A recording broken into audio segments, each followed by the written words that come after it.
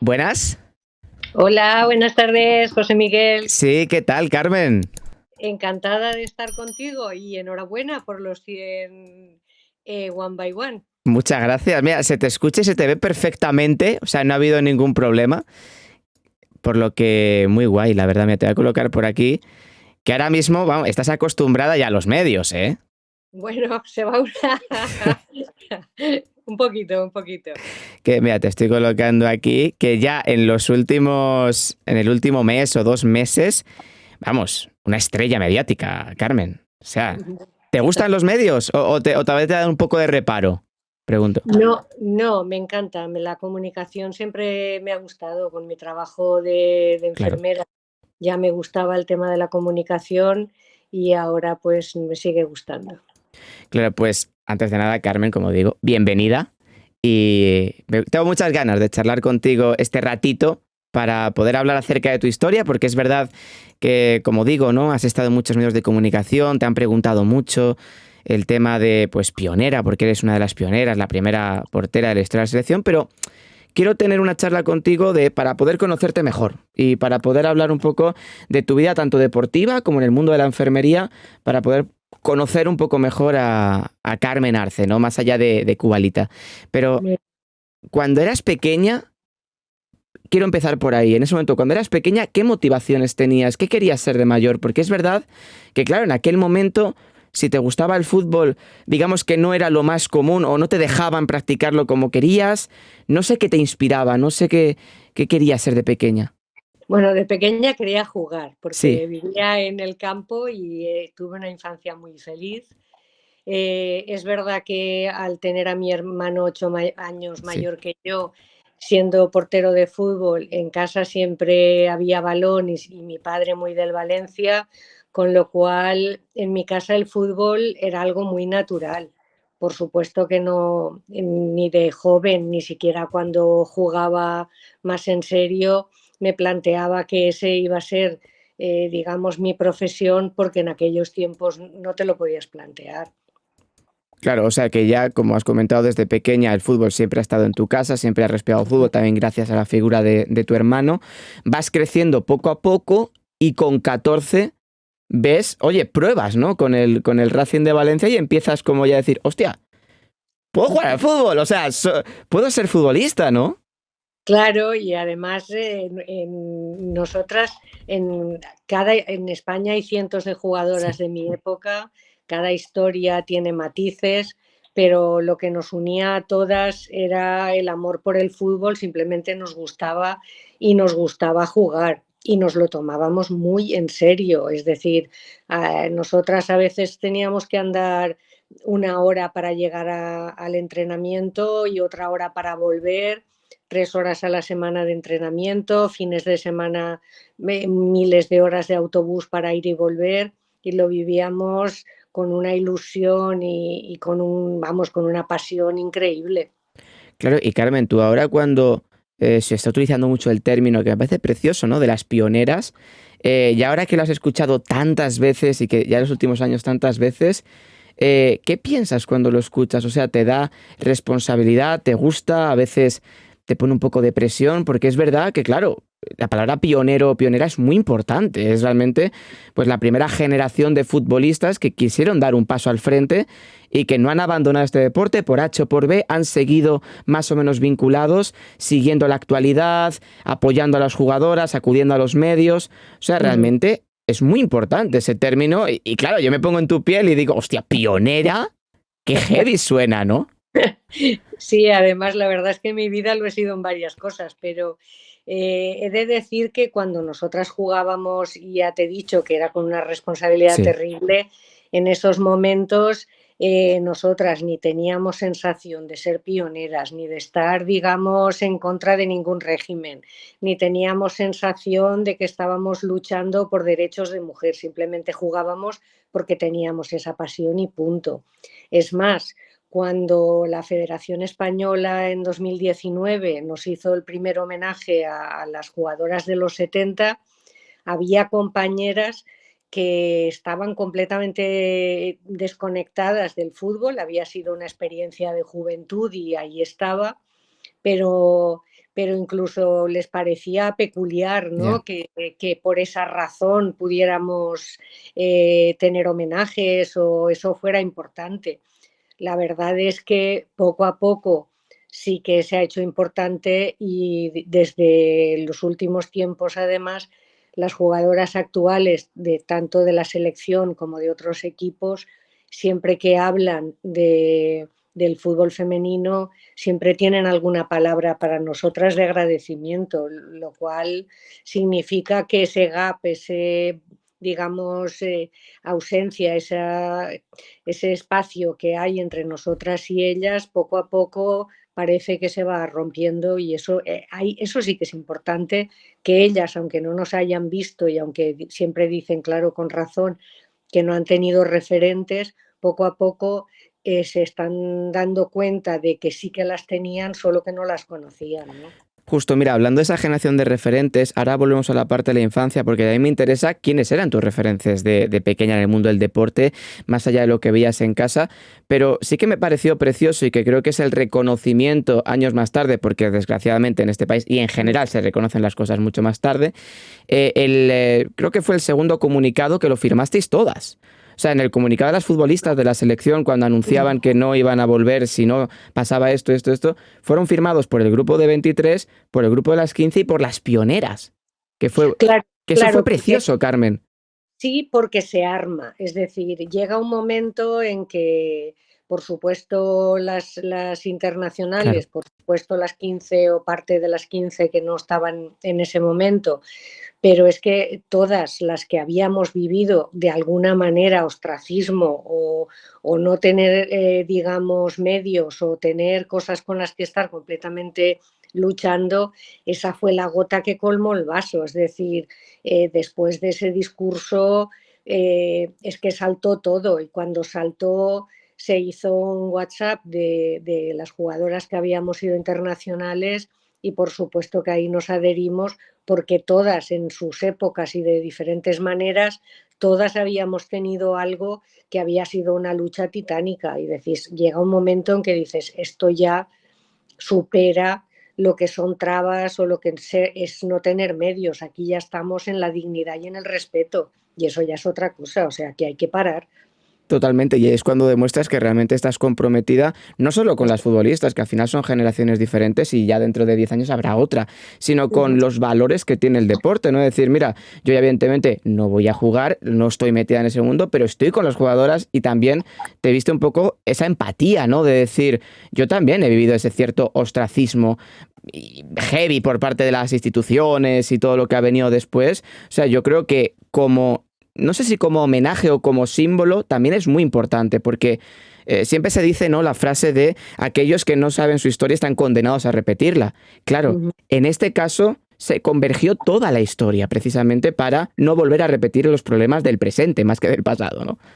Por supuesto, porque es que, de lo que estamos hablando ahora va mucho más allá de lo que es el fútbol o de lo que puede ser políticamente que unas personas tiran hacia un lado y Claro. otras personas tiran hacia otro, o el género, o si eres mujer. Estamos hablando de derechos y de dignidad y eso es importantísimo. Nosotras tuvimos las que jugamos en Córdoba contra Italia un documental del nodo enseñando nuestros traseros y burlándose de nosotros de una manera que a mí, 50 años después, me sigue doliendo ver esas imágenes y esa falta de respeto y un poco el se acabó. Es también el se acabó que en ese momento no pudimos decir, ¿no? Porque aunque lo hubiéramos dicho no nos hubiera escuchado Total, nadie. total, justo. Pues mira, antes hablabas de la generación de referentes, que es verdad que tú me lo has dicho, ¿no? Hoy en día cuando hablamos con futbolistas y preguntamos sobre las referentes, ¿no? Hablamos de esa ausencia de referentes cuando ellas eran pequeñas, que es verdad que más que una ausencia porque no existiesen era por desconocimiento, pero me quiero ir a tu caso, más allá de en tu casa, tu hermano, ¿quiénes fueron los primeros o incluso las primeras futbolistas que empezaste a ver o que te fueron como metiendo? Porque es verdad que, claro, tu hermano 8 años mayor en aquel momento, ¿no? Claro, entiendo que en casa ya te querían hacer de un equipo, oye, este qué bueno es, oye tal, claro, porque al final el hermano mayor tiene que intentar llevarte a su bando. ¿Quiénes fueron los primeros nombres que te vienen a la cabeza en el mundo del fútbol? Pues fíjate, a mí siempre me han gustado los porteros. Ajá. Entonces, había un portero en el Valencia en los años 70 que era Abelardo, que fue el año que el Valencia fue campeón de Liga en el 71, y era además un portero que no era muy alto y paraba muchos penaltis como yo, y entonces tenía esa imagen. Y luego, que no sea de Abelardo, me gustaba muchísimo porque tenía una forma de jugar muy explosiva como yo, que era el de la Real Sociedad, ¿no? Entonces, eh, son porteros que siempre, Arconada, ¿no? Que siempre me han gustado. Claro, eso, la verdad que está muy guay no poder conocer esos referentes. ¿Abelardo del Valencia no es el Atleti o sí? Pregunto. No, no, No, no, son no, no. distintos. Vale. Son- mm. Sí, sí, sí, era el del Valencia. Claro, y ahí tu hermano, 8 años mayor, ¿cómo te empieza a meter en el mundo del fútbol? O sea, te dice de probar un día, porque sabemos lo de con 14, el Racing de Valencia, pero ya antes, claro, te encantaba jugar al fútbol, estar con la pelota. O sea, ¿cómo fue ese proceso de ir iniciándote en el deporte? Pues fíjate, mi hermano, aparte de que yo me metía en todos los entrenamientos de él en casa y me metía por el medio, y al final parecía que estaba yo al final se cansaba él y decía: "Acabo un minuto", y ahí seguía yo con la pelota. También en el instituto, que en el San Vicente Ferrer de Valencia, Ujú. pues había una pista de balonmano, porque Carri, que era una de las entrenadoras de educación física, era profesional del balonmano, pero siempre acabábamos poniéndome en la portería y siempre acabábamos jugando al fútbol. Era un instituto, en aquel momento era femenino, y nos poníamos allí a jugar. Y es verdad que mi hermano, cuando, bueno, le tuvo un problema de una lesión, porque en una salida le rompieron la nariz, y se acabó para él el fútbol y se apartó un poco. Y claro, es que mi padre era aficionado total al Valencia. Entonces yo cogí un poco digamos, la compañía de mi padre, que por cierto era un hombre de campo, que era muy listo, era una persona muy culta, pero era muy parco en palabras.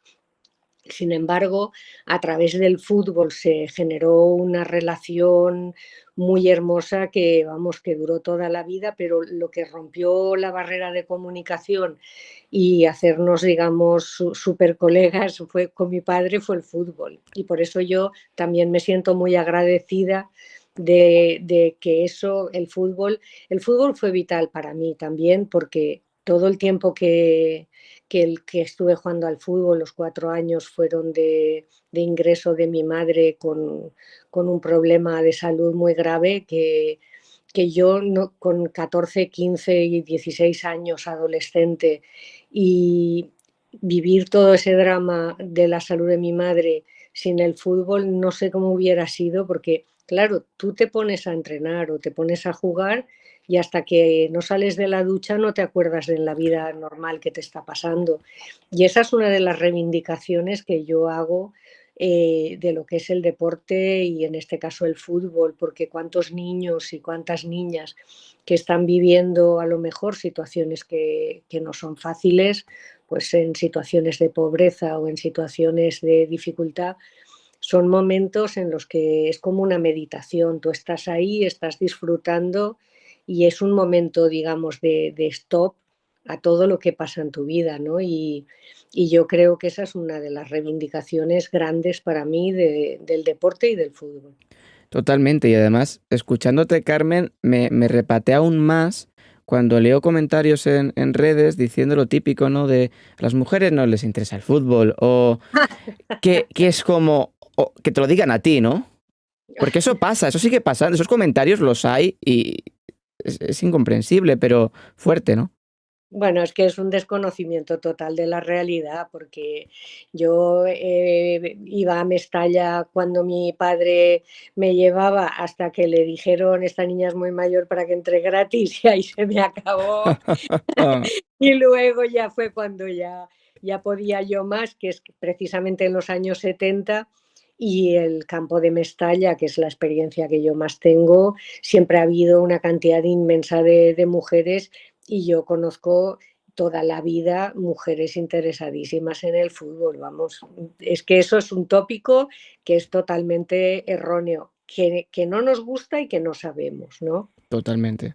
Y mira, hablando de esos 4 años, ¿no? Desde los 14 a los 18, comenzaste en el Racing de Valencia, pasaste por otros equipos y también por la selección, que no era oficial en aquel momento. O Ujú. sea, ¿me podrías describir esos 4 años qué significaron para ti? Porque lo acabas de decir, ¿no? Tu madre tenía una enfermedad muy grave, utilizabas el fútbol también para poder evadirte, pero también te gustaba, pero pasaste Ujú. por varios equipos, jugaste en varias ocasiones, o sea, digamos que muchas veces en secretismo, ostracismo, digamos que no era para nada sencillo. Coméntame un poco sobre esos 4 años, porque, claro, viendo un poco tu historia y lo que me estás contando, esos 4 años son como, van por una película, desde luego. Y bueno, tú imagínate que para poner un ejemplo de no te gusta o no sabes, yo jugaba en el Marcol en el momento que fui a Córdoba con la selección y el presidente del Marcol, que era muy rígido y muy serio, el señor Seijo, me dijo, si usted va a la selección no volverá al equipo porque él estaba disgustado, con razón, de que no hubiera más jugadoras de mi equipo en ese partido. Total, que cuando volví de Córdoba llena de barro, sufriendo lo que sufrí con los 5 goles que me metieron y lo mal que estaba, me di cuenta de que eso era cierto y entonces nada, al minuto de decirme eso el Marcol, vino a por mí el Hércules de Alicante. Entonces, que por cierto, en el centenario este año nos ha hecho embajadores y le doy las gracias.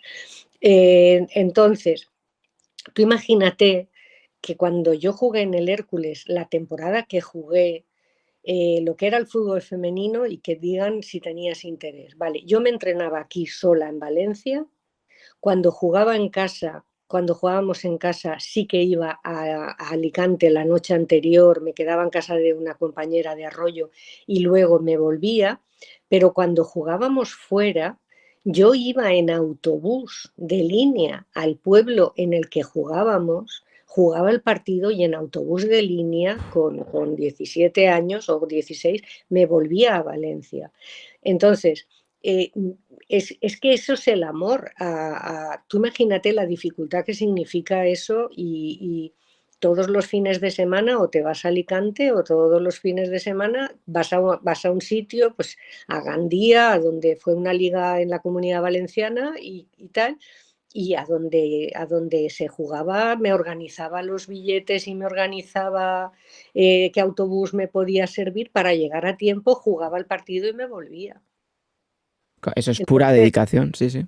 sí, sí, o sea, es que, pues eso, amor total. Luego volví al Marcol, estuve ya hasta el final. Bueno, es que el presidente se arrepintió Ah, y se ve que pensó, bueno, ya ha cumplido con el castigo, que vuelva. Y luego volví al Marcol hasta el final. Pero era lo que te digo, o sea, estamos hablando ya, no digo lo del Hércules porque era entrenar por mi cuenta, pero estamos hablando de 2 o 3 entrenamientos a la semana, durísimos, porque tuvimos entrenadores que venían de nacional, de masculino, y no tenían, vamos, inmisericordes total, ya. y nos entrenaban como si fuéramos cadetes, o sea, sin misericordia. Y luego todo el fin de semana, pues imagínate, pues una cosa típica es a las 4 de la mañana autobús, te vas a Barcelona, juegas y acaba el partido, te vuelves en el autobús y al día siguiente pues a la escuela o al trabajo. Y lo peor que nosotras no éramos tan conscientes, lo somos ahora a posteriori, es que como no teníamos un sueldo, tampoco teníamos un seguro. Y Ujú. afortunadamente en la experiencia de nuestro equipo solo se rompió una pierna una compañera y pudo, digamos, cubrirla el seguro de su trabajo y tal, pero esa era la espada de Damocles más grande, ¿no? El pensar que te podías hacer daño, lastimarte y mira a ver qué haces, ¿no? Justo. Y mira, en relación con eso, antes preguntaban por el chat la pregunta que yo creo que te han hecho siempre, que es ¿por qué Cubalita? Yo ya he podido leer la historia, pero por si se la puedes contar a la gente. Nada, simplemente porque me parecía el jugador del Barcelona, que era la figura de aquel momento, y a lo mejor incluso pensaron que podría no jugar en otro sitio que no fuera la portería, pero pronto se dieron cuenta que lo que sabía hacer mejor era estar en los palos. Y nunca llegué a jugar en el campo, siempre desde el primer día jugué en la portería. Y me siento muy orgullosa del nombre, la verdad. Claro, porque ¿el nombre te lo pusiste tú o fue alguien? ¿Fue otra No, no, persona? no, fue el que organizó el primer equipo de Racing, Ajá. que como tenían así un poco de intención de que se hacían algún cartel para algún partido y tal, pues que podía haber a lo mejor un impacto así de Ah, algo. sí. Entonces, pues se les ocurrió esa idea, ¿no? Porque me parecía un poco a Kubala y pensaron en ponerme ese nombre y lo que te digo, que lo llevo con mucho cariño, la verdad. Total, digamos que fue incluso una labor de marketing, ¿no? De decir, oye, vamos a intentar reclutar a la gente y Cubalita, ¿no? Sí, la verdad que muy guay. Sí, bueno, con Conchi, la de Madrid, también le pusieron a Mancio Ya. porque jugaba de 8, porque regateaba muy bien y en ella fue, digamos, las cualidades lo que la llevaron a Ujú. llamarla así. En mí no fue ninguna cualidad de poder ser extremo porque no tenía ninguna gracia. La verdad es que no, que era por el aspecto físico. Claro, y Carmen, esa etapa en la selección, claro, Ujú. también de cara a la historia, queda como la primera portera de la historia de la selección, porque eres la primera portera de la historia de la selección. Y claro, tú lo dices, suena fácil. Hostia, eso ya queda para los restos de los restos. Estamos hablando de una selección que no era oficial en aquel momento y que lo que Ujú. comentaba antes, ¿no? Imagínate todo lo que ha sucedido en los últimos meses y los ataques que han recibido muchas de estas jugadoras, imagínate la selección de tu época que era la primera. O sea, Correcto. brutal, ¿no? Sí, bueno, jugaron 12 o 13 personas ese Sí. partido, pero claro, ellas fueron una entre 11 y yo era una portera solamente, ¿no? La verdad es que la descripción como primera portera de la selección española es de impacto. Sí, la verdad es que sí. Claro, y háblame un poco de esa etapa, porque también he escuchado anécdotas tuyas que me parecen muy interesantes, incluso desde el plano personal, ¿no? De que pues ibas a jugar y a lo mejor no os ponían el himno porque no era oficial, o el árbitro no podía ir vestido como árbitro, sino que tenía... Coméntame un poco de eso, porque a veces perdemos un poco el foco de lo que ha sido la realidad, ¿no? Porque ahora estamos muy metidos en todo lo normalizamos, de pues sí, hay partidos por la televisión, la primera cadena, todo esto, pero es que en aquel momento había que luchar, incluso jugar los partidos, había que, lo que tú has dicho, el tema del nodo, etcétera, o sea que realmente no fue para nada sencillo comenzar. Pues fíjate que hay una diferencia grande entre lo que es jugar en equipo y Ujú, lo que es jugar con la selección, porque estábamos en los 70 y todo lo que es juego de equipo, porque por ejemplo los valencianos desaparecimos en el 74, pero según qué comunidad, hay quien, la de Madrid llegó hasta el año 78, ujú. en Barcelona muy a nivel local y campeonatos cercanos sin salir de la comunidad prácticamente no se paró nunca de jugar, ¿de acuerdo? Pero con respecto a la selección, sí que hay digamos, una preocupación o unas ganas de que aquello no prosperara, porque sí que llamó un poco, podríamos decir, una alerta a nivel pues, de instituciones, en el sentido de decir, estas mujeres están jugando bien, estas mujeres están llenando campos, estas mujeres sí que juegan de verdad y esto no es ni cómico ni es, digamos, una tontería, o sea, están creando afición, la gente las está siguiendo y tal, y entonces sí que se quiere cortar. La primera andanada que llega a la Federación Española es cuando en el año 71 se va a celebrar el Mundial, que es no oficioso, de México, que por cierto las hermanas Williams, las tenistas, están haciendo un documental Ujú. para que salga a la luz la importancia Cierto. que esto tuvo. Eh, este, Rafa Muga, que es el hombre que ha ido desde el principio hasta que nos hicieron el homenaje y sigue peleando, escribiendo libros para que no se nos olvide, habla con la federación de la posibilidad de ir a México, la selección española. ¿Qué pasa? Que la federación dice que bajo ningún concepto, cuando además se le piden uniformes, dice que las mujeres con trajes regionales bien, pero que vestidas de futbolista no, que por cierto no me imagino yo vestida de fallera, pero bueno, el caso es que todo el esfuerzo de los equipos y todo el esfuerzo, una cosa es viajar entre comunidades, una cosa es viajar en tu propia comunidad y otra cosa es cómo económicamente y con qué sponsors que no Claro. tienes te vas a cruzar el Atlántico con 24 o 26 personas, ¿no? Entonces, nosotras ahí no pudimos ir, pero fue la primera llamada de la federación de estas mujeres están jugando y quieren estar con el tema de la selección. ¿Qué pasa? Que cuando llega el primer partido en la condomina de Murcia, que es en el año 71, de golpe y de repente, cuando íbamos a jugar contra Portugal, que le acababa de ganar a Dinamarca, era potentísima esa selección, pues empieza a entrar gente en la condomina, y hay varios miles de personas dentro del campo, y entonces el delegado del gobierno y la sección femenina dicen que de qué se va a jugar ese partido. Y claro, nosotras estábamos en el vestuario nerviosísimas por la sensación de querer quedar bien y de jugar y de tal, y no sabíamos por qué no salíamos. Total, que alguien que sí que tendría poder y además inteligencia pensó que era mucho más terrible hacer salir a varias miles de personas que habían pagado una entrada fuera del campo a que se jugase ese partido, Ujú. pero con la menor, digamos, con la menor publicidad posible para que pasara un poco de soslayo y tal.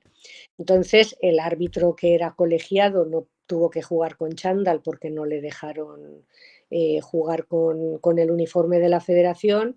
Nosotras es verdad que llevábamos el escudo con un imperdible porque no nos daba para más y sí que se jugó ese partido. Al final empatamos a 3, fuimos yo creo que bastante mejores que las portuguesas. Esa fue, digamos, la segunda llamada de atención a la federación de que habían unas mujeres jugando y el colofón llega cuando en el año 72 jugamos en Córdoba, en el Arcángel Antiguo, contra Italia, que eso fue terrible a muchísimos niveles. A ver, yo personalmente me siento orgullosa de haber estado allí, pero pagué un precio personal bastante alto porque mi madre estaba en la UCI. Yo fui toda la noche en el tren correo para llegar a Córdoba y poder jugar. Fui prácticamente de la estación al campo. Era 8 de diciembre con un frío de muerte y con un palmo de barro en el campo, con unas italianas que además que era una escuadra muy potente, habían segundas en México, vieron que España era hábil y que podíamos darles problemas y tal, empezaron a hacer un juego de mucha potencia y sobre todo de muchísima agresividad, nos dieron muchísimo palo. Y luego tenemos, tú imagínate, tú vas toda la noche en el tren, te llenas de barro, te pegan de todas las maneras, ¿no? Yo no sé si paré 10 o 11 balones que iban entre los palos porque tuve muchísima faena y en el nodo prácticamente solo salen los goles, incluido el que me meten por debajo de las piernas, cuando ahora hace poco alguien publicó parte de ese vídeo y sí que se me ve haciendo alguna Ujú. parada que está bien y tal, porque lo hicieron adrede. No iban a sacar una parada, no iban a sacar una buena jugada, no iban a sacar una jugada de peligro de España. Lo que querían era una humillación y querían ridiculizar. Y es más, cuando estábamos en el vestuario, que estábamos llenas de barro, con un frío tiritando, no nos pudimos duchar porque entraron los del nodo de una manera terrible en el vestuario y estuvieron muchísimo rato haciéndonos preguntas de mal gusto, con poca gracia, pero sobre todo no dejándonos que nos ducháramos porque estábamos tiritando de frío, estábamos llenas de barro y habíamos sufrido lo que no está en los escritos. Ahora, si tú me preguntas, ¿volverías a ir? Te diría que sí, porque no hay nada que se compare a lo que una persona siente cuando juega con su país, cuando defiende a su selección. Y es más, la mayoría de las jugadoras que jugamos esos dos partidos que yo pude jugar por el tema de mi madre, seguimos siendo amigas y seguimos estando en contacto. Entonces, volvería a hacerlo de verdad. Y en los dos partidos, en Murcia y en Córdoba, sí que sonó el himno, porque siempre dependías del sitio, del Claro. lugar, del riesgo que en cierta manera el que organizaba el partido quería tomar, ¿no? Claro, ¿y no ves un cierto paralelismo entre aquello y lo que sucede ahora en tanto que parece que molesta cuando triunfáis, cuando ganáis, cuando llenáis estadios, cuando conseguís reconocimientos públicos? Bueno, es que siempre va a haber un grupo de personas y minorías que van a ver que esto, pues yo no lo entiendo, porque si cuando hoy juegue la selección masculina hacen un partidazo, yo me voy a alegrar muchísimo y si el entrenador consigue un buen equipo y podemos clasificarnos, para mí va a ser maravilloso y cuando juega el Valencia y cuando juega cualquier equipo en español en la Champions. Lo que yo no entiendo es que te pueda llevar el hecho de que tú tengas en tu mente que esto no es un deporte para mujeres y que las mujeres no juegan al fútbol o que no juegan bien, que lo tengas ahí tatuado y que no abras los ojos porque no es verdad. Totalmente. Y mira, recuperando esa etapa, con 18 ya es cuando cuelgas los guantes, en este caso, y ya entiendo que es cuando te metes a full con la profesión de enfermera oncológica, ¿no? Sí, de hecho, como las enfermeras y los enfermeros de la Fe de Valencia cuidaron también a mi madre, de hecho, hay una revista de la Gaceta sobre el partido de Córdoba Ah, mira, que le entraron a... Sí, además es un reportaje que me consiguió la revista un periodista, Alejandro Echeverría, de aquí de Valencia, porque sabía que lo importante que era para mí y bueno, me hizo llorar, porque le entraron a mi madre con la revista y le dijeron, Antonia, tú aquí sufriendo en la UCI, tu hija llena de barro, ¿no? Y mi madre fue la primera vez que vio que tenía cierto valor lo que yo estaba haciendo a pesar del desastre, ¿no? Diciendo, pues sí que está mi hija allí haciendo cosas, ¿no? Entonces, tuvo tan buenos enfermeros y enfermeras mi madre que yo que era, aparentemente era lista, pero no estaba metida en los estudios porque el fútbol me comía mucho todo, yo le prometí a mi madre que algún día me vería vestida de blanco como las personas que la estaban cuidando también, ¿no? Y ese fue, digamos, la motivación para mí, para estudiar enfermería. Entonces, tuve mucha suerte porque acabé enfermería ya trabajando en el IVO, que es el oncológico ujú, de Valencia, estaba de auxiliar y ya conseguí ser enfermera. Y luego tuve la oportunidad de irme a un internado a Estados Unidos, a la Universidad de Michigan. Estuve 3 meses allí, aprendí muchísimo. Luego volví a un tiempo al trabajo y de nuevo mi hospital me dio permiso y me fui a Londres y estuve en el Royal Marsden, que es el oncológico de Londres, 10 meses estudiando oncología y trabajando allí. Y luego ya en el IVO, porque he estado al final entre idas y venidas 43 años como enfermera oncológica, ¿no? En diferentes aspectos ujú. y en diferentes tipos de rol, pero siempre muy cerca de pacientes y de familias y muy orgullosa porque además el Hospital El Ivo es tremendamente humano, es un tratamiento que se da a las personas, profesional y humano increíble. Total, también pionera en oncología. Sí, te lo decía por eso, porque cuando cuando dices, madre mía.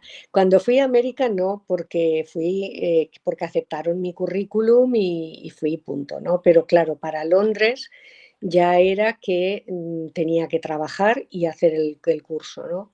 Entonces, el Colegio de Enfermería de Valencia, la Consellería de Educación, nadie sabía cómo podía yo convalidar el título de enfermera para poder trabajar en Claro. Inglaterra. Ujú.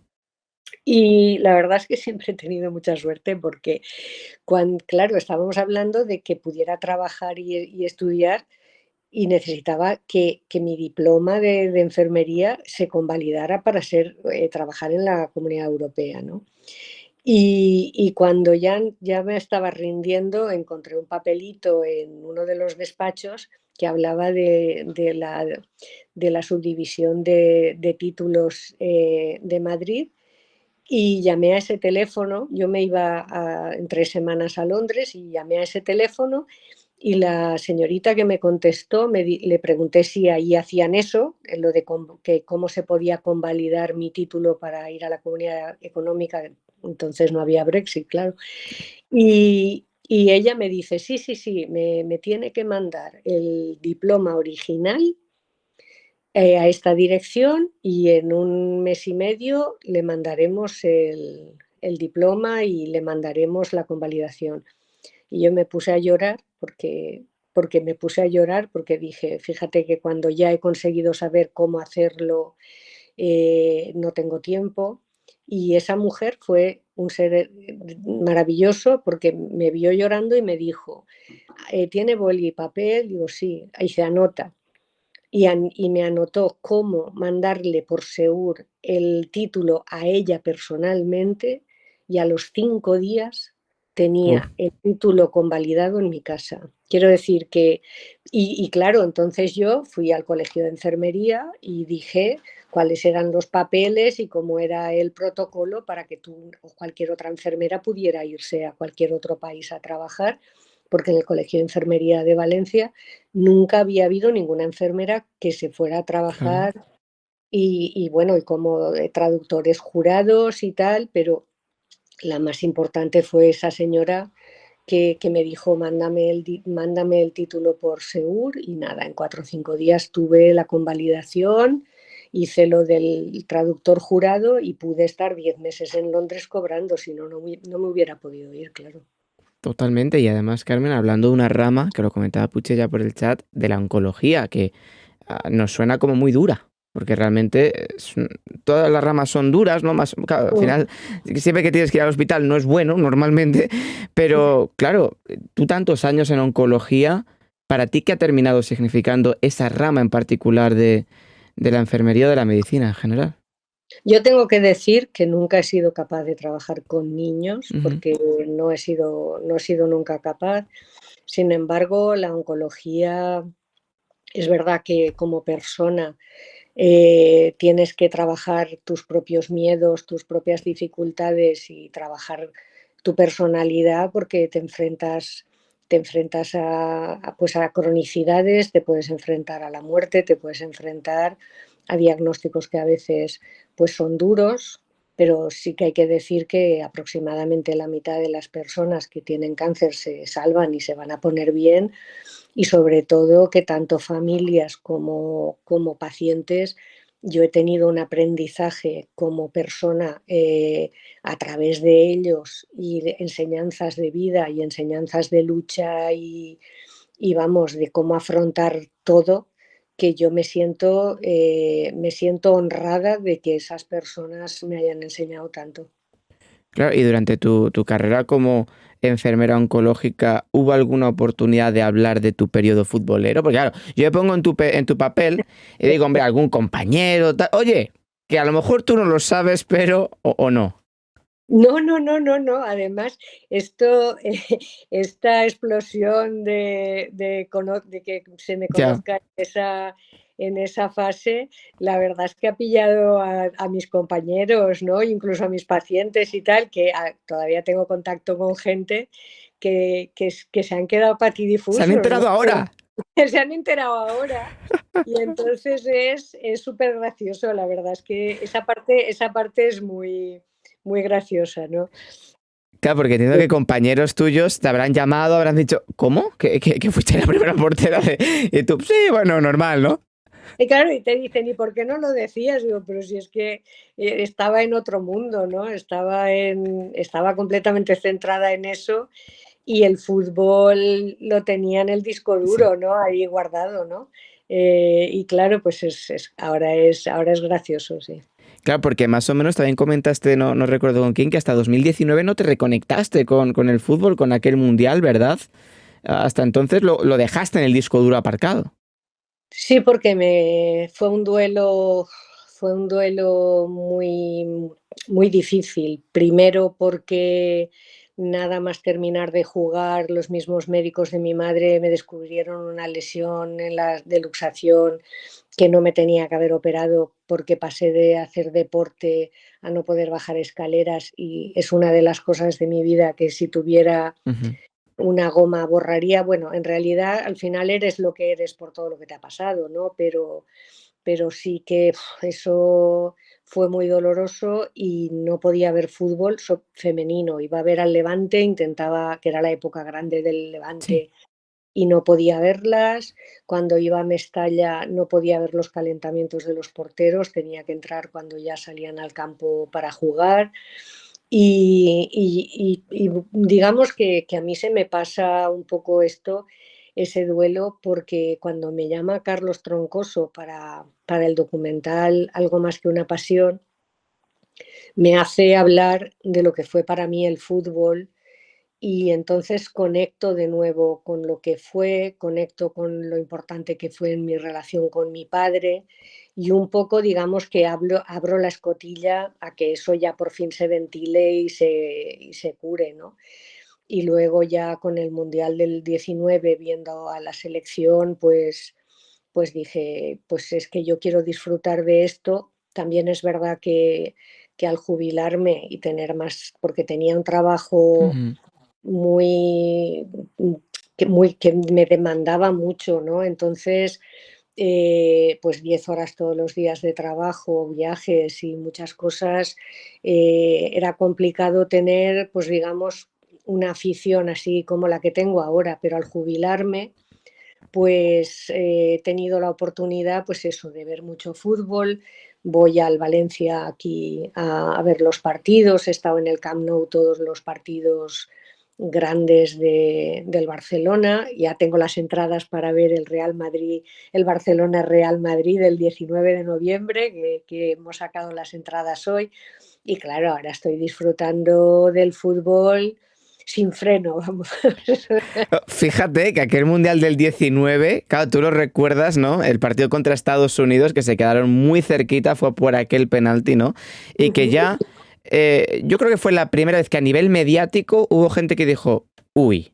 ¿Sabes? Porque antes, yo creo que ese partido incluso se metió por la 1, si no recuerdo mal, o por la 2, y fue como el primer atisbo, ya luego llegó la Eurocopa y ya por último el Mundial.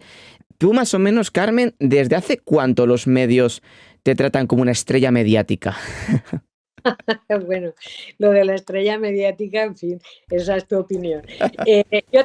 Lo que sí que te puedo decir Sí, es, que además es muy gracioso, es que cuando yo estuve en América, en la Universidad de Michigan, que sí. era el año 85, en la universidad, no como Universidad de Michigan, que ahora sí que tienen un equipo como tal, pero ya había equipo y jugaban y tal. Y yo a mis amigas les decía, es que vosotras tenéis el físico, sois atletas, pero no tenéis ninguna gracia para jugar al fútbol. El duende no lo tenéis. Y claro, han estado dándome en el morrito cada vez que ellas han ganado una olimpiada o cada vez que han ganado un mundial, que tienen 4, pero en ese partido ya de Francia, Sí. en ese partido ya dejaron un poco la tontería, porque reconocieron que el primer penalti sí, pero el segundo penalti eh, fue muy dudoso. Y desde luego, cuando tú me preguntas por lo medio, yo te puedo decir que yo estuve en la Eurocopa de Inglaterra, y fue una buena sorpresa para mí que cuando estuve en la Eurocopa, Bueno, en la Eurocopa es que el documental que estoy con Alexia Putellas, el documental de Rakuten, Ujú. de campeonas, se había emitido y se emitía en toda Europa porque hay 6 países, seis documentales, uno de cada país, con figuras grandísimas todas, pues yo qué sé, con Pia, la que es hasta ahora entrenadora de Brasil en Suecia, con muchísimas jugadoras que son todos, y en el partido, en el de España, estoy con Alexia Putellas. Y entonces cuando estuve en la Eurocopa, la sorpresa mía fue que la gente de prensa que había destacada allí para cubrir a España, pues me conocían. Entonces la prensa sí que me conocía, sí que me hablaban, me llamaron de la cadena SER para comentar los partidos, y yo ahí sí que digamos que de alguna manera me doy cuenta que sí que la gente del fútbol femenino pues me va conociendo, pero claro, con todo lo que ha pasado ahora del Mundial, Ya, ha habido pues un poco, pues eso, un poco explosión, ¿no? Del tema.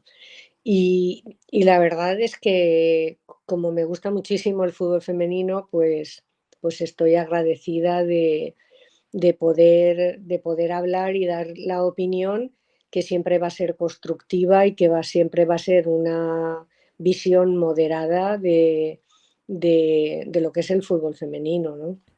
totalmente. Y además antes me comentabas una cosa, que aquí ves un poco de nexo de unión de historias de futbolistas, ¿no? De cualquier generación. Me hablabas de que, claro, tú durante muchos años viviste con un cierto recelo del mundo del fútbol, incluso fobia de querer verlo, de ver tal. Yo Ujú. recuerdo una conversación con Gaby Morales, que fue jugadora en la Queens, ahora está en el Carabanchel aquí en Madrid, que me explicaba algo muy parecido, ¿no? Que ella se retiró del fútbol y durante un tiempo es que no podía poner la televisión y verlo. Lo odiaba porque le recordaba tanto faltas de oportunidades como malos tratos en equipos, o sea, no podía, tenía una filia muy grande y que cuando le dieron la oportunidad en la Queen se puso a llorar porque realmente Ujú. vio que era lo que le gustaba realmente y lo que le llegó a gustar en toda su vida. Claro, yo te quiero preguntar, como sociedad, ¿qué deberíamos hacer para que esto no suceda? Porque es verdad que os sucede a muchas, por no decir a vosotras, a las jugadoras, que desgraciadamente hay periodos donde tenéis que aborrecer el fútbol y esto ni me lo planteo con un hombre. De que yo no he escuchado, ¿me entiendes? Es Bueno, complicado. cuando hablamos de dolor, o cuando hablamos de algo que es un estigma o que Ujú. es algo que te hace daño, ¿de acuerdo? Yo estoy muy feliz que esta semana ha sido el Día de la Salud Mental, y es verdad que cuando se habla del portero es del Barcelona que se suicida, o del otro día un jugador francés que casi se tira desde un Ujú. puente, eh, a veces no nos damos cuenta que cuando se vive bajo una situación de estrés, de que se te exige mucho, que no siempre estás preparado para afrontar eso. El otro día también un jugador del Barcelona, también el Tiburón, el valenciano, también hablaba de que ha necesitado psicología, ¿no? Entonces, yo creo que lo que tenemos que darnos cuenta es que hay dolor y hay sensaciones de pérdida y hay sensaciones que sin ayuda y sin que a lo mejor pase incluso el tiempo, no se puede salir de esos problemas. Y la salud mental es un problema vital en nuestra sociedad actual, porque hay muchísimos niños, porque hay muchísimos adolescentes, porque hay muchísimas personas que tienen una demanda, que tienen una exigencia vital, que muchas veces no tienen los recursos para afrontarla, ¿no? Con la unión, ya, y no solamente en el mundo femenino, porque en el masculino también pasa. Y yo te quería decir que lo que tú me acabas de preguntar tiene que ver, por ejemplo, que cuando Mapi León y Patri van y no pueden quedarse en la selección, van porque no pueden. O sea, no están renunciando a un mundial o no están renunciando a eso por razones frívolas, sino por algo súper profundo. O sea, es que no pueden, están sufriendo en esas condiciones. Y esa es una parte que esas jugadoras van a tener que, y fíjate, estamos hablando de dos portentos, y tú ves a Mapi León jugando en el campo y ves el poderío y la presencia y lo grande que es, pero a nivel psicológico han sufrido un daño muy, muy grande. Daño al que otras sí que se han sobrepuesto, pero no todo el mundo tiene la misma velocidad de crucero para sanar. Entonces, te entiendo perfectamente lo que me estás diciendo y es un problema a nivel de sociedad. Y te voy a decir una cosa, y te la digo, fíjate, eh, el ratio de psicólogos que hay en España por 100.000 habitantes está en la décima parte de lo que puede haber en Europa, por ejemplo, y a día de hoy, quitando del apoyo que pueda haber en una escuela o que pueda haber en un equipo a lo mejor de fútbol o algo, la mayoría de las personas que están padeciendo un problema de salud mental no se pueden permitir 60 o 100 euros de consulta privada para salir del agujero en el que están. Y este es un problema eh, importantísimo, ya te digo, porque si miras el nivel de suicidios que hay en adolescentes y en gente joven, es muy, muy alarmante, ¿eh? Totalmente. Mira, mencionabas el caso de Patri y de Mapi, ¿no? ¿Tú qué pensaste cuando, bueno, también lo ibas siguiendo, pero cuando viste aquella noche de Oliva? Las jugadoras, 7, 8 horas, terminaron a las 5 de la mañana, tenían que jugar el viernes, esto era el martes o miércoles, si no recuerdo mal. Cuando al día siguiente viste en qué había quedado todo, y lo que digo, ¿no? El desgaste físico y mental, que es estar 9, 10 horas entre el viaje, entrar en el hotel, que muchos estábamos ahí pendientes, hablando con las periodistas que estaban allí, que era una cosa súper excepcional, ¿no? Lo que sucedió. ¿Tú qué pensaste? Mira, yo empiezo porque cuando la seleccionadora Montse Tomé da la lista, Ujú. yo pienso, esta lista está muy bien hecha, porque en esta lista están, digamos, las que a nivel deportivo están mejor en este momento, ¿no? Con lo cual digo, chica, qué alegría me da ver que bien está hecha la lista, ¿no? Pero luego te das cuenta que lo que se está buscando es la sumisión, el agachar la cabeza y la amenaza de que o vais y jugáis o os quedáis sin licencia para jugar. Aquí no estábamos hablando de multas de 3 a 30.000 euros que se decía, no. Aquí lo que hace que vayan todas las jugadoras es la amenaza de quedarse sin licencia, es decir, de no poder jugar al fútbol. Entonces, yo ahí me quedé muerta pensando, esto es gravísimo porque están queriendo darles con la puntilla en el morro para que lo agachen, ¿no? Y además el tema de Oliva, el tema de en Oliva no hay luz, que dices cómo van a entrenar si es por la tarde, porque hay en Oliva, en el campo ese, no hay luz.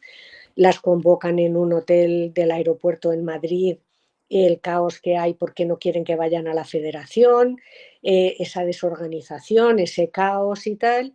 Y convocan además a la sub-23 por si acaso que juega un amistoso contra Portugal, pero las están poniendo de barrera en caso de que las de la absoluta no vayan a tener, es una amenaza por todos los lados, es decir, estas ya están aquí y si vosotras no vais van a ir ellas, que esa es una de las cosas que influyó en que se quedaran también, porque se daban cuenta, tenían la responsabilidad de que si ellas el pulso lo llevaban a no ir a Suecia, iban a castigar, entre comillas, a jugadoras noveles para que vivieran una situación dramática, ¿no?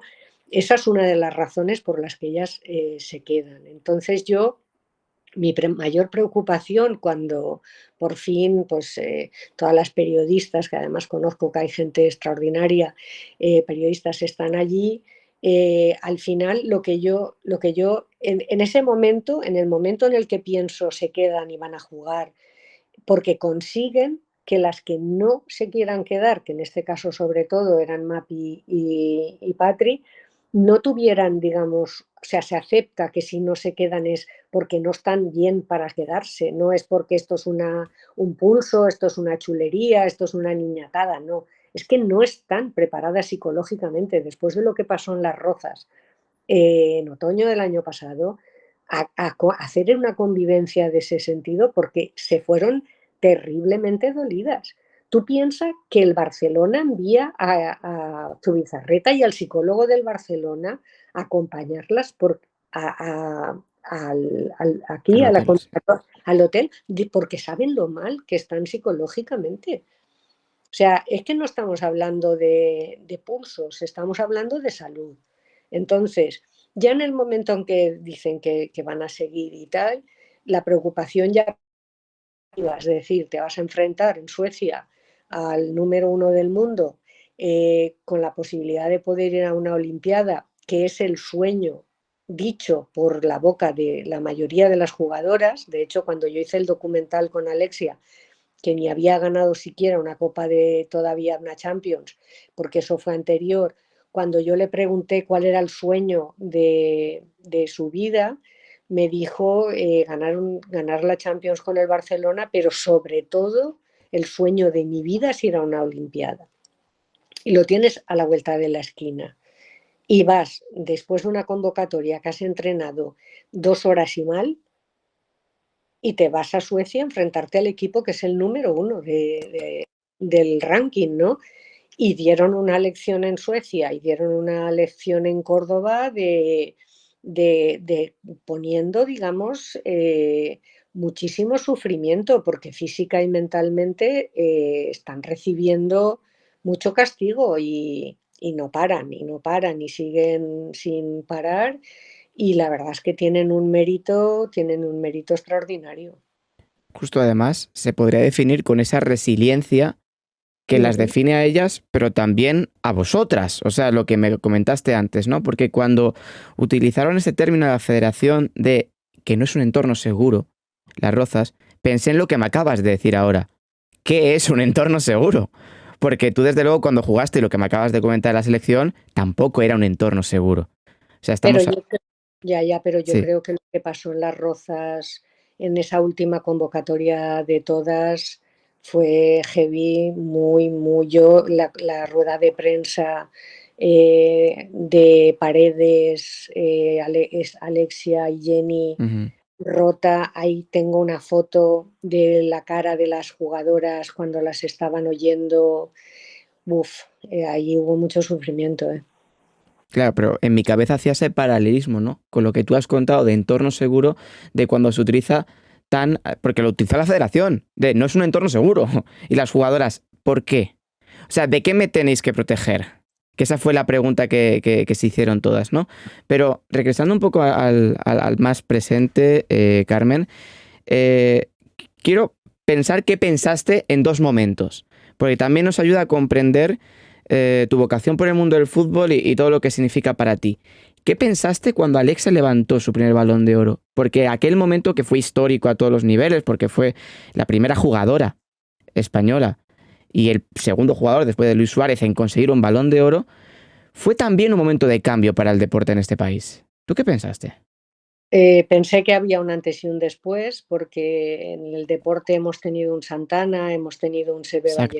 Ballesteros, que lo han cambiado todo, y en este caso Alexia está a ese nivel, ¿no? Está al nivel de que después de ese primer Balón de Oro de Alexia, vamos, el nivel mundial de lo que es el fútbol español, el fútbol femenino, cambia radicalmente. O sea, hay niñas y niños en todas las partes del mundo que saben quién es Alexia. Justo. Vamos, y te tuvo que llenar de un orgullo impresionante también. Bueno, lloré bastante también, porque además la aprecio mucho, porque es una, bueno, a veces tiene ese parar que parece otra cosa, pero es una mujer súper tímida, es sencilla y es una persona extraordinaria y es que es como algo tuyo, ¿no? Que yo lo dije en el vídeo de apoyo a la selección antes del partido de la final que participé, que solo una madre puede saber que se siente con, pues, con lo que tú me has comentado de Alexia o cuando vimos a las jugadoras en el Mundial, lo que nosotras sentíamos es un poco eso, ¿no? Es como algo de tu alma, algo tuyo, de tu corazón, que son parte tuya, ¿no? De hecho, a las 6 de la mañana, el día de la final, nos estábamos llamando todas las pioneras que cómo has dormido, que es que estoy muy nerviosa y estaban en el túnel para salir y parecía que eras tú, ¿no? La que ibas a salir de los nervios y la fuerza, ¿no? Que teníamos, ¿no? O sea, es que es algo nuestro, claro. Claro, y después de aquella final contra Inglaterra, que encima la revancha estaba servida por lo que pasó en la Eurocopa, ¿cuál fue el primer mensaje que recibiste? Porque el otro día hablaba con Alicia Arévalo, precisamente, que ahora está en la Queens y que es la narradora de los partidos de España, que yo la llamo Superman porque tiene como esa doble vida entre futbolista y periodista, y decía que cuando España consiguió el Mundial, claro, ella lo estaba narrando, ella en ningún momento dejó los cascos, notaba que todo a su alrededor estaba de jolgorio absoluto y que ella tenía que terminar su trabajo de contarlo y aunque tenía unas ganas tremendas de júbilo. Claro, Pues coméntame. a mí me pasa algo parecido porque a mí me invitaron de APUN, de la Ajá, radio sí. valenciana, para la semifinal contra Suecia y estuve de comentarista y se ve que les gustó porque me volvieron a fichar para la final y entonces vives en dos velocidades, ¿no? En la velocidad, digamos, mental de que estás comentando y te están preguntando cosas y que estás, pues porque que de golpe te enfocan a Sarina, ¿no? Y el compañero te dice, ¿qué está pensando Sarina? ¿Qué puede cambiar? ¿Qué puede hacer? ¿Qué tal? ¿No? Y yo, pues necesita tener la pelota y seguro que va a salir James. Y boom, y tal. Y claro, cuando mete el gol Olga, a mí me sobró el resto del partido, porque yo quería ya que se acabara, ¿no? Era el veintitantos y a mí ya me sobraba todo, ¿no? Y claro, lo viví también un poco como ella en dos velocidades. Lloré en el himno, lloré con el gol, lloré cuando se acabó el partido y luego sí que lo vi en casa y lo vi realmente con el cuerpo y alma, ¿no? En la retransmisión fue más complicado, pero luego sí que lo vi y claro, lo viví entero, ¿no? En silencio aquí y la verdad que es que, claro, fue algo muy grande, la verdad. Claro, y además, tú también tienes la sensación de que desde aquel momento y todo lo que vino después, que entiendo que ellas no, o sea, les hubiera gustado disfrutar del triunfo sin que hubiera pasado nada más, pero al final se han convertido en un cambio social. O sea, no solo han ganado un mundial, que ya es no solo, o sea, imagínate, o sea, ganar un mundial, y además primera cadena en España también, 20 millones de personas, no sé cuánto por ciento de share hubo, impresionante, todo el mundo lo estuvo viendo. Y luego, que esto lo comentaba Alex en una rueda de prensa, una frase que a lo mejor también puedes empatizar con ella por esa etapa que me comentaste antes, ¿no? De que hemos tenido que aprender que a veces no solo hay que ser futbolista, sino hay que estar también luchando por las que van a venir a continuación. Claro, ¿tú te podías llegar a imaginar que se iba a producir este cataclismo y este cambio social impresionante en los últimos 2 meses? Bueno, hay una frase, ¿no? Que dice no hay mal que por bien no venga, aunque el mal ha sido mucho Sí, porque se ha hecho mucho daño y se sigue haciendo porque la situación de Jenny, la presión y el estar constantemente filtrando cosas, incluso su declaración ante la fiscal, y o sea, es que no se para, no se para, no se para. Pero es verdad que llegó un momento en el que ellas se dieron cuenta que de alguna manera, eh, como te diría yo, limpiar, abrir la caja de Pandora y limpiar todo lo que ahí había y todo lo que estabas sufriendo y tenían una ventaja y es antes del Mundial era complicadísimo, sobre todo por la presión mediática de apoyo en la federación, que se tuviera una opinión diferente a las niñatas de las 15 y que si la camiseta y que si España y que si tal y vamos, cualquier persona de mi entorno entendía que podían ser unas caprichosas, que no sé cuántos y que no sé menos, pero claro, después de lo que pasa en el Mundial, gira la opinión pública. Gira porque han visto algo que es muy improcedente, ¿no? O sea, improcedente, impresentable. Y claro, de golpe y de repente la opinión pública está viendo otra versión de los hechos, incluso periodistas que son muy pro establishment y que siguen y siguen y siguen y siguen con la película, gente muy, muy poderosa, ya no cala tanto en la sociedad, porque se dan cuenta de que se han vivido situaciones muy dramáticas y además se ha utilizado mediáticamente la mala información desde lo de las 15, porque lo que estaban pidiendo es, oye, que me he ido a jugar la Arnold Clark y Inglaterra en Gran Bretaña, y Inglaterra ha ido en charter y nosotras hemos ido 10 horas en autobús.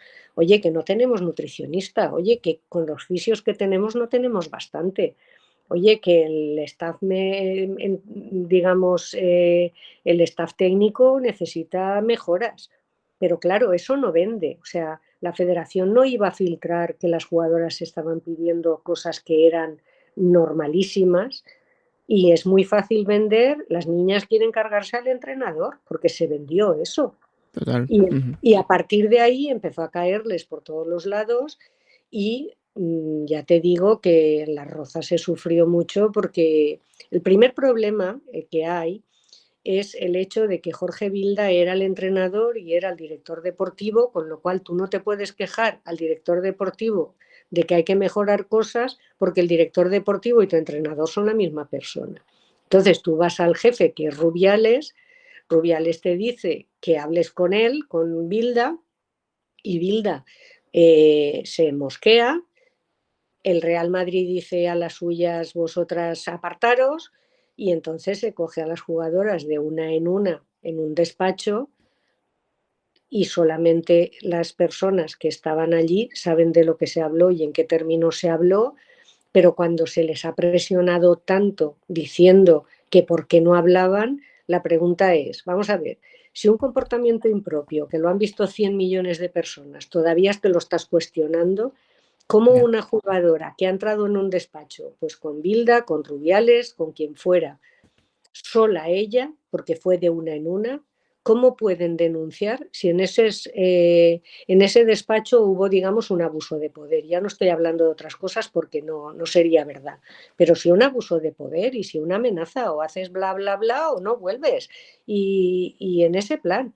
Entonces, hay jugadoras que esas conversaciones en esos despachos y en los términos que fue, lo han superado. Algunas, yo sé que han estado 6 meses que no eran capaces de decir lo que había pasado. Al final sí que han hablado y han tenido apoyo psicológico, pero hay otras que todavía están heridas de lo que vivieron en esos despachos. Entonces, pues eso, que hay que seguir un poco lo que un poco decía, ¿no? Si es que la ilusión de nuestra vida es dedicarnos 24/7 a entrenar y a jugar, y no tener que estar reivindicando derechos humanos, respeto, dignidad y los medios, digamos, a nuestro alcance, porque ya en la Eurocopa podíamos haber ganado la Ujú. Eurocopa. Totalmente. La Eurocopa la podíamos haber ganado. Y si no se gana, yo estaba allí y te puedo decir que habían muchas cosas de alrededor de la selección que eran muy mejorables, y decisiones deportivas que no ayudaron, porque Jenny no fue a la Eurocopa. En teoría tenía tocada la rodilla, pero yo he visto a Mayur Sarriegui, Ujú. España sin ser capaz de meter un gol después de lo de Alemania jugando contra Dinamarca, y he visto a Mayur Sarriegui más de media parte calentando y España sin gol, y acabó el partido, estuvo más de la segunda parte calentando y no entró, que a mí no me parece digno hacer eso a una persona, ¿me entiendes? Ujú. Entonces, pues eso, es que es tan básico lo que estaban pidiendo que hasta llama la atención que tuvieran tantas dificultades por algo que era tan sencillo, pero al final es, no lo hago, ya sabes que viniendo de quien venía, porque no me sale de dot, dot, dot. cuando son cosas súper sencillas. Y además tengo que decir que después del problema de lo de las 15, que no son 15, pero bueno, sí que España, la federación hizo mejoras, porque una de las reivindicaciones de las jugadoras era que como Bilda solo quería tener un palmarés de victorias, victorias, victorias, cuando tenían que preparar un campeonato grande, los amistosos que teníamos no eran contra equipos de entidad, porque podías ganar o tienes que probar cosas, puedes empatar, puedes perder, pero te estás fogueando con equipos de tu nivel. Y jugábamos los partidos amistosos pues contra equipos que era para que metieras 8. Además, no cambiaba. Otra de las reivindicaciones es que se lesionaban muchas jugadoras porque ponía 9 del Barcelona y 2 más, porque eso era muy fácil, porque sabían jugar solas, pero entonces contra Islas Feroe, contra Chipre, contra Islandia, jugaban las mismas jugadoras siempre y luego habían sobrecargas, habían lesiones y no se miraba a otras jugadoras que hay en el palmarés español que son buenísimas. Hasta que no fueron las 15, no se fueron, no se ha visto grandes Ujú. jugadoras que podían estar en la selección, pero las vio y las vieron porque no tuvieron más remedio. Y todas esas reivindicaciones, o el viaje a Australia con familias en preferente, son todo cosas que se hubo nutricionista, hubo un fisio más, pero en el fondo estaban dando cosas que eran las reivindicaciones que se habían hecho de entrada. Justo el tema de la conciliación también, cosas Claro, vitales, claro, básicas. claro, claro. Mm. Y Carmen, llegando ya a la última parte, no quiero dejar pasar a hacer una reflexión de lo que tú has comentado, ¿no? Que muchas de estas cosas nos hemos enterado y yo creo, no estás de acuerdo conmigo, con el gran nivel de comunicación que hay en este país por parte principalmente de las periodistas, ¿no? Hemos visto que, sobre todo con el tema de las elecciones, está Menéndez Falla, que le tiene mucho cariño aquí por el chat, también lo comentabas, ¿no? En la Eurocopa, que te reconocieron, pues entiendo que Riquelme, Maika, Segura, Menayo también, o sea, periodistas que llevan el día a día, ¿no? Con la selección y Ujú. con el deporte femenino y que hacen un trabajo, para mí, yo creo que impecable, porque en muchas ocasiones estos periodistas tienen que decir cosas que se están jugando muchas cosas también. Y sobre todo en la federación antigua, ¿no? De que había cosas que eran muy impopulares dentro de la federación y que aún así lo denunciaban porque creían, más allá de su profesión, creían en esas jugadoras y creían en la mejora del fútbol femenino en España, ¿no? Sí, bueno, es que hay un grupo, Sandra, Riquelme, Sonia, Marta Griñán, Mamen, Hidalgo, quiero decir, hay una cantidad de gente, bueno, todo el grupo Relevo que han hecho un faenón de investigación y tal. Eh, si una cosa buena tiene el fútbol femenino asociado es la cantidad de periodistas que realmente llevan años y años y años Justo.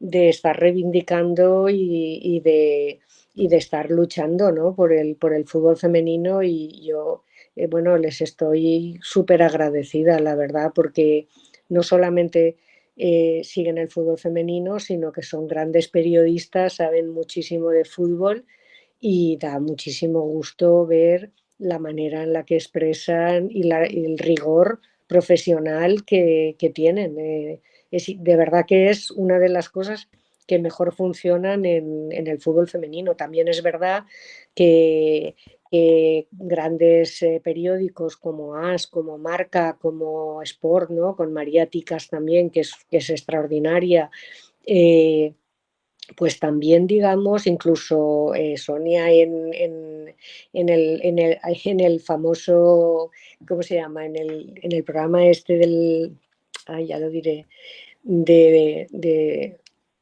ahora no me, el famoso que es por la noche, que es tan gracioso, que tienen un faenón, ¿no? Que de verdad han tenido que abrirse con los Ah, el codos para chiringuito, dices. en el chiringuito, bueno, en el chiringuito, al final, el respeto que hay ahora por la compañera que está haciendo Sí, el fútbol segura. Ujú.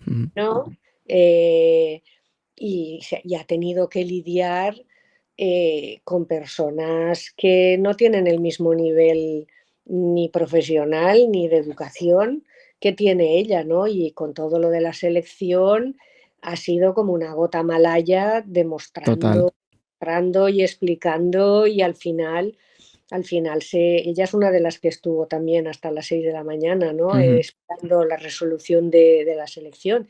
Entonces, pues es que yo solamente tengo palabras para además animarlos que no dejen, porque es una arteria del fútbol femenino que funciona fantásticamente.